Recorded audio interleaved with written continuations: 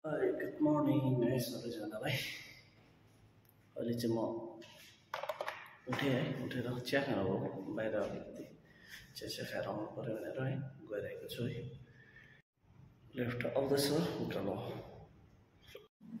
Left गयो, left function ground floor छोडिसक्यो है।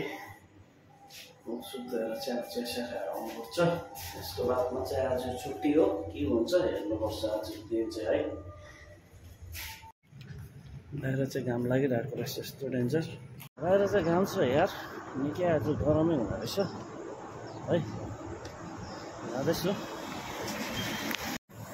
बाहिर चाहिँ निकै घाम रहेछ, गरम छ आज।